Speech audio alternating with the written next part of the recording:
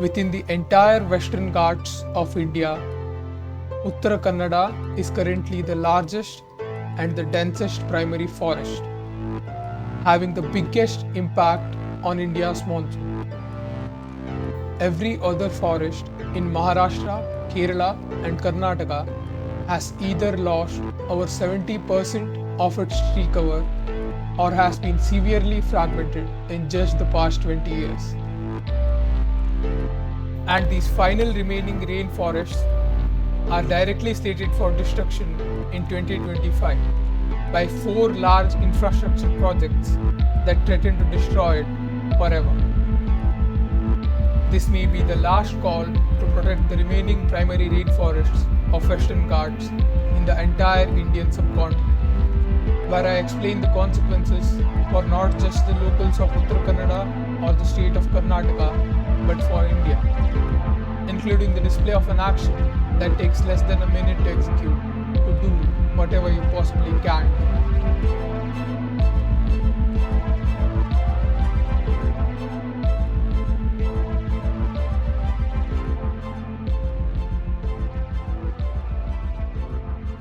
For millions of years, the rainforests of Uttara Kannada have stood resilient, weathering the passage of time, nurturing life, and shaping the very climate of Karnataka.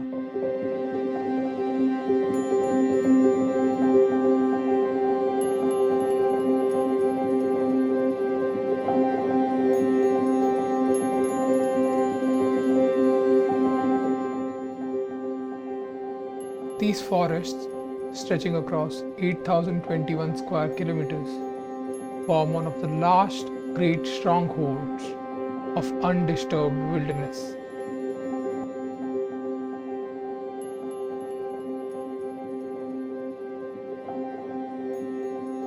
But today, this ancient ecosystem stands on the brink of destruction. Four vast infrastructure projects slated for 2025 threaten to erase over 1.9 lakh trees, displacing nearly 2 lakh people who have lived in harmony with these forests for generations.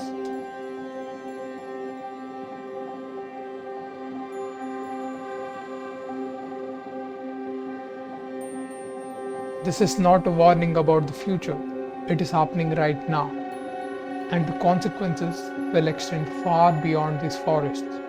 If the Western Ghats are destroyed, Karnataka will face devastating floods and droughts.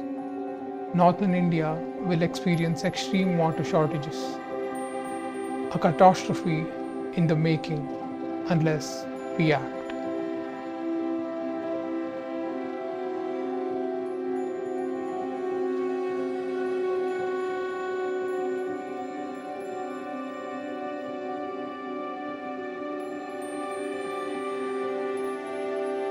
150 million years ago, India was part of the supercontinent Gondwana. As the landmass drifted northward, the Western Ghats remained, surviving the mass extinction that wiped out 75% of Earth's species.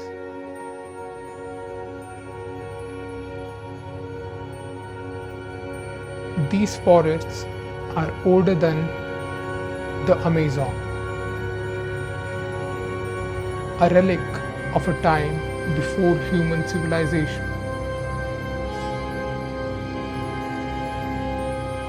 But how much longer will they survive?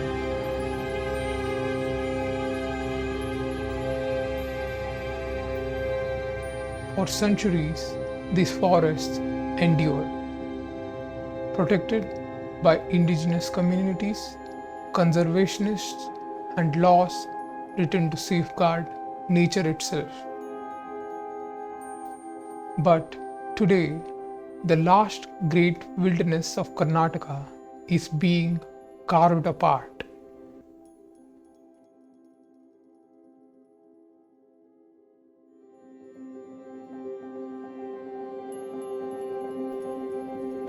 A final unbroken expanse remains, that is Uttara Kannada.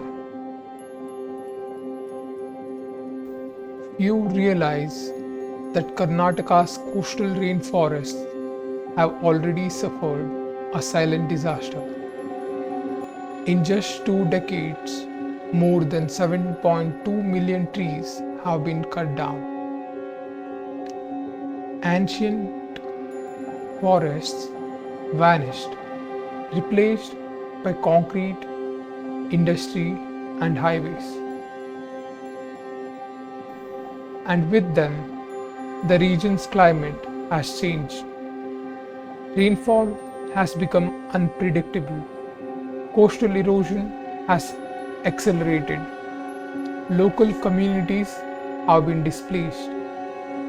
Now, the same fate awaits Uttara Kannada.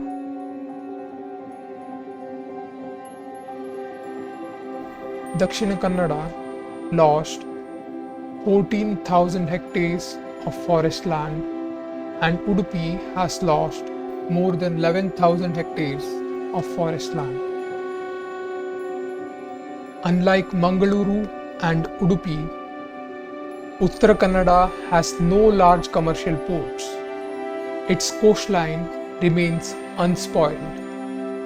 For generations, its people have lived in balance with nature, sustaining themselves through fishing and agriculture rather than industry. But now, that balance is being destroyed.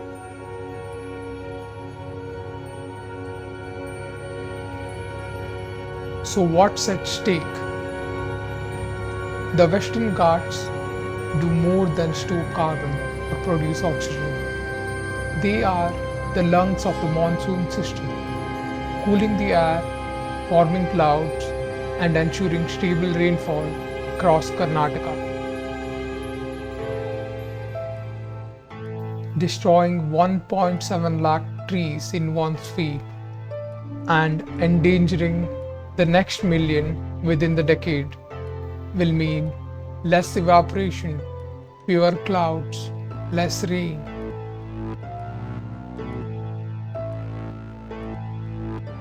And soil erosion will mean landslides, floods in some region,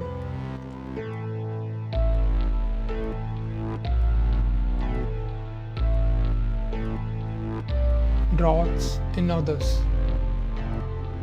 And the damage does not end here.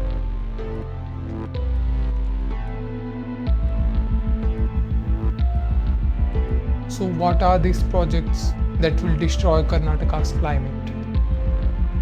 Mega ports in Kasaragod and Keni, both in total costing over 7,000 crores. 18,000 fishermen displaced without consent.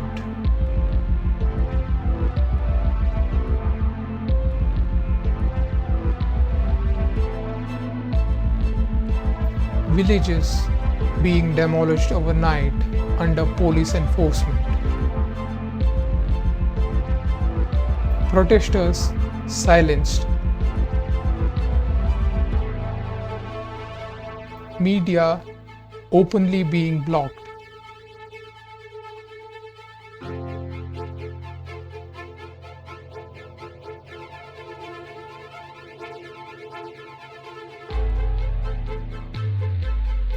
The other project is the Hubballi-Ankola railway line. 1.5 lakh trees to be felled, splitting the Western Ghats forever. The government claims to have changed the route, yet the trees will still fall.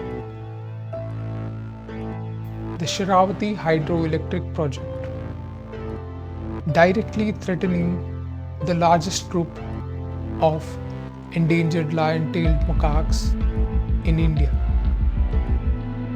345 kilometers of tunnels passing through the densest part of Sharavati River Valley Sanctuary's rainforests in Karnataka.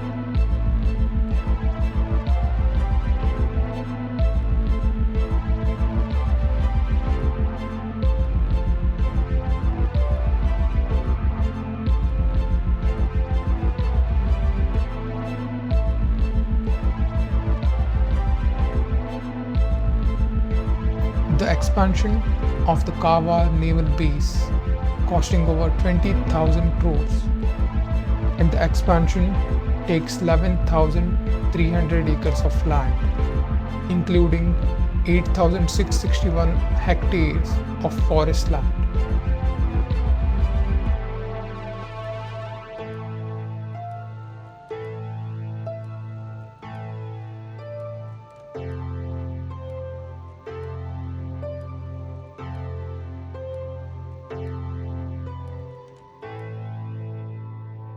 So, what can you do about this?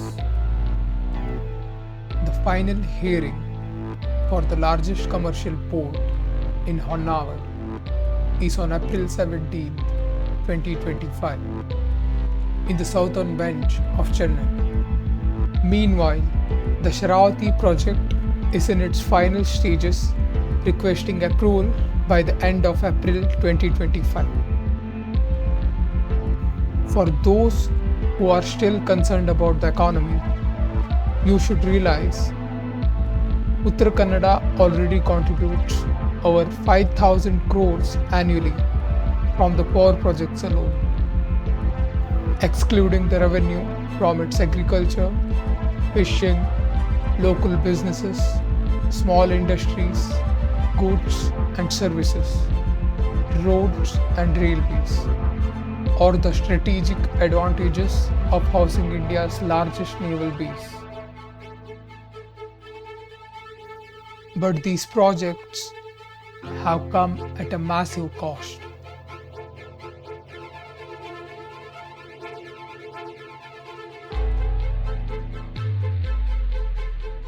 They have flooded and fragmented local forests, disrupted agriculture and fishing, and have displaced tens of thousands of people who had protected these lands and oceans for generations. Many were forced to abandon traditional livelihoods and seek work elsewhere.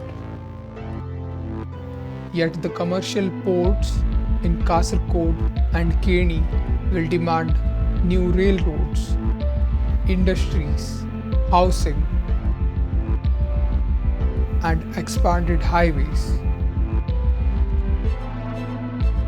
The Sharavati Pumped Storage Project plans to move water from the Western Ghats to Bengaluru, uprooting more than 11,000 ancient trees in the deepest regions of Western Ghats. Even though this river is vital for groundwater and humidity in the forests as well as the coastal communities, each of these projects lays the groundwork for the next, transforming forests, agriculture, fishing, livelihoods, and small businesses into a system of endless resource depletion. Karnataka is already an energy surplus state. We do not need to sacrifice one of the last pristine rainforests for short-term gains. For both water and electricity, decentralized solutions are already viable and can be further developed. Instead of harming these communities and forests.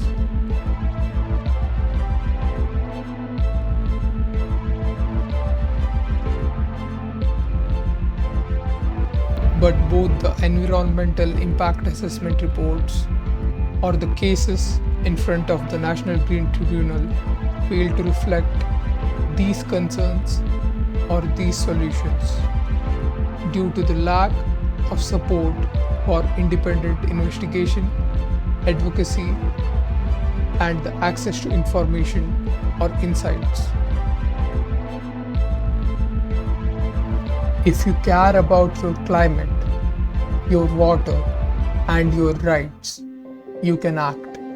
You can send an email to the NGOs and the Ministry of Environment requesting an independent investigation using the templates provided in the description.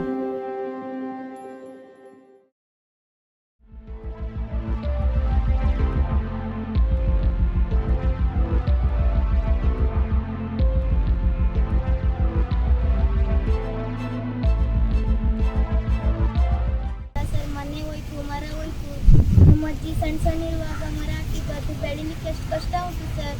ಮತ್ತೆ ಒಂದೇ ಸಲ ನಮ್ಮ ಕಣ್ಣೆದ್ರಿಗೆ ಒಂದೇ ಸಲ ಮರ ಮನೆ ಎಲ್ಲ ತೆಗೆದ್ರಲ್ಲ sir, ನಮ್ಗೆ ಎಷ್ಟು ಹೊಟ್ಟೆ ಸಂಕಟ ಆಗ್ತದೆ ಸರ್. ಅವ್ರಿಗೆ ಗೊತ್ತಾಗ್ಬೇಕಲ್ಲ, ಅವರು ಮನುಷ್ಯರೇ ಅಲ್ಲ ನಮ್ಮ ಥರ. ಅವ್ರು ಮನುಷ್ಯರೇ ಅಲ್ಲ ಸರ್, ನಂಗೆ ಗೊತ್ತುಂಟು. ಆದರೆ ಅವರು ನಿಲ್ಲಿಸ್ತಾನೇ ಇಲ್ಲ ಅವ್ರ ಕೆಲಸನ. ನಮ್ಗೆ ಯಾವುದೇ ರೋಡ್ ಬೇಡ, ರಸ್ತೆ ಬೇಡ, ಎಂಥದ್ದು ಬೇಡ. ನಮ್ಮೂರು ಇಲ್ಲೇ ಇರಲಿ, ನಾವಿಲ್ಲೇ ಇರ್ತೀವಿ.